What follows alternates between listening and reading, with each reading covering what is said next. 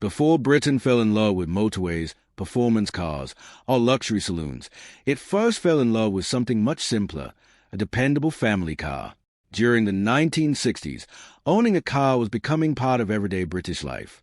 Weekend trips to the seaside became easier, new housing estates filled with neatly parked saloons, and for many families, collecting a brand new car from the local dealership became a moment they never forgot. Manufacturers competed fiercely for those buyers. Some focused on clever engineering. Others offered more space, lower prices, or stylish new designs that made ordinary drivers feel they were getting something special. Every company wanted its car to become Britain's favorite. Some succeeded beyond anyone's expectations. They weren't always the fastest. They weren't always the most luxurious. But they were the cars people trusted. Year after year, they appeared outside schools, factories, office buildings, and homes across the country, becoming as much a part of the decade as black and white television and Sunday afternoon drives. Today, we're counting down the 10 best-selling British cars of the 1960s and discovering why millions of buyers chose them over everything else. Let's begin with number 10. Number 10, Ford Escort. Our countdown begins with a car that arrived right at the end of the decade but immediately changed Britain's family car market, the Ford Escort. Introduced in 1968 by Ford of Britain, the Escort replaced a hugely successful Anglia.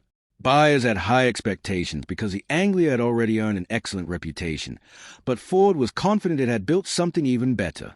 The new Escort looked cleaner, fresher, and more modern. Its distinctive dog-bone front grille gave it an identity all of its own, making it instantly recognizable on British roads. Under the bonnet, buyers could choose from several reliable four-cylinder engines that balanced economy with everyday performance. They weren't designed for speed, but they were dependable and inexpensive to maintain. Inside, the Escort offered a straightforward cabin with comfortable seating, simple controls, and good visibility. Families appreciated how easy it was to drive, while company car owners valued its practicality. People quickly discovered that the Escort handled exceptionally well for an affordable family car. It felt light, predictable, and enjoyable whether driving through city streets or along country roads. Sales climbed rapidly almost as soon as it reached dealerships. Although it arrived late in the 1960s, the Escort had already become one of Britain's biggest automotive success stories and would dominate sales well into the following decades. But while Ford was preparing for the future, another company had already spent years winning over Britain's growing middle class. Number 9, Vauxhall Victor. At number 9 is the Vauxhall Victor. Throughout the 1960s, the Victor remained one of Britain's most familiar family saloons. Built by Vauxhall, it appealed to buyers who wanted something slightly larger and more refined than many small family cars. The Victor combined attractive styling with sensible engineering.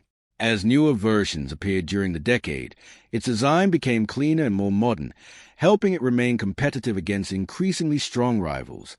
Its dependable four-cylinder engines delivered smooth everyday performance while keeping running costs within reach of ordinary families. Inside, the Victor offered generous space, comfortable seats, and a practical dashboard that was easy to understand. Long journeys felt relaxed, making it popular with both families and business users. Customers appreciated the Victor because it felt solid and dependable. It offered comfort without unnecessary complexity, exactly what many buyers wanted during the decade. Vauxhall also improved rust protection compared with earlier generations, helping strengthen the car's reputation. The Victor sold in impressive numbers throughout the 1960s and became one of the company's most important models. Yet one manufacturer was about to capture buyers with Italian styling and clever engineering that felt surprisingly modern. Number 8, Triumph Herald. The 8th car on our countdown is a Triumph Herald.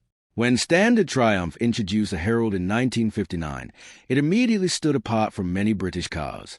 By the 1960s, it had become one of the company's greatest successes. Styled by Italian designer Giovanni Michelotti, the Herald looked elegant without being expensive. Its sharp lines gave it a modern appearance that attracted younger buyers looking for something different. Power came from a series of economical four-cylinder engines that were simple, reliable, and easy to service. Inside, the Herald surprised many people with its airy cabin. Large windows created excellent visibility, while supportive seats made everyday driving comfortable. One feature owners especially appreciated was the incredibly tight turning circle. Parking in crowded streets became much easier than with many rival cars. Mechanics also liked the Herald because its entire front section could tilt forward, giving excellent access to the engine during servicing. These clever ideas helped the Herald earn a loyal following throughout Britain and overseas. But Britain's next bestseller wasn't chosen because it looked stylish. It became famous for something even more important: its remarkable dependability. Number 7. Morris Minor 1000. Taking 7th place is the Morris Minor 1000. By the beginning of the 1960s, the Minor was already one of Britain's favorite cars. Introduced shortly after the Second World War, it had earned a reputation for honesty, simplicity, and reliability. In 1961, it became the first British car ever to sell more than 1 million examples, a remarkable achievement that reflected just how much the public trusted it. Its dependable four-cylinder engine wasn't especially powerful, but it started reliably, proved economical to run, and could cover huge distances with regular maintenance. Inside, the Minor offered a comfortable driving position, good visibility, and enough room for everyday family life. Estate versions also became especially popular thanks to their practicality. Owners loved the Minor because it rarely tried to be anything it wasn't. It simply did its job day after day without fuss, becoming a trusted companion for countless British households. Even as newer cars arrived with modern styling, the Minor continued selling strongly because buyers already knew exactly what they were getting. But one newcomer was about to show that practical family cars could also feel modern and exciting. Number 6. Vauxhall Viva. Number 6 belongs to the Vauxhall Viva. Introduced in 1963, the Viva marked Vauxhall's return to the small family car market. It arrived just as demand for affordable everyday transport was growing rapidly across Britain. The early Viva offered economical four-cylinder engines that kept fuel costs low while providing dependable performance for commuting and family journeys. Inside, the cabin was simple but thoughtfully designed. Comfortable seating, clear instruments, and good visibility made it easy for first-time owners to feel at home behind the wheel. Buyers appreciated the Viva because it combined sensible pricing with attractive styling. When the sleeker HB model appeared in 1966, its fashionable Coke bottle design made the car look far more expensive than it really was. Sales increased dramatically, helping the Viva become one of Vauxhall's greatest successes of the decade. It proved that British buyers wanted more than basic transport. They also wanted style.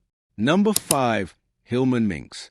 Halfway through our countdown, we arrive at a car that rarely grabbed headlines but quietly became one of Britain's biggest successes: the Hillman Minx.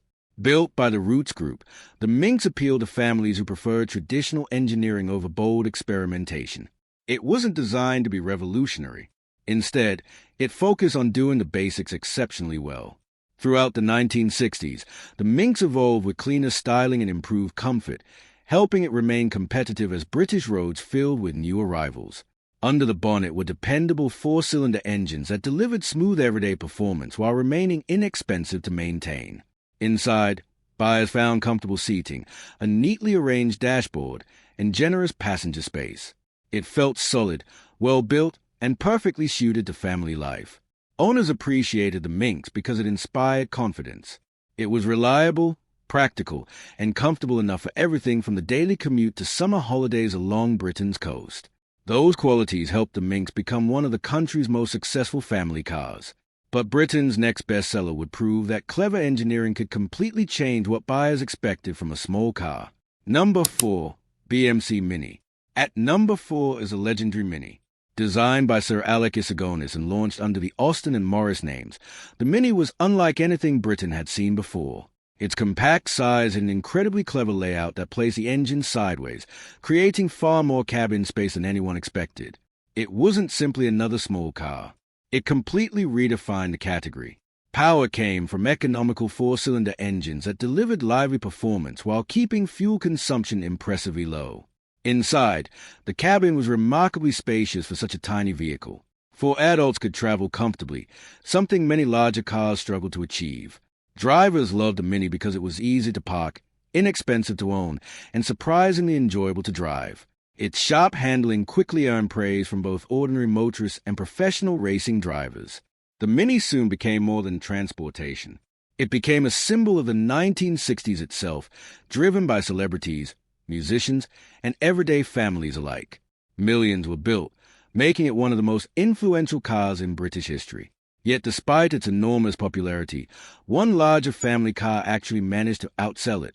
Number 3. Ford Cortina.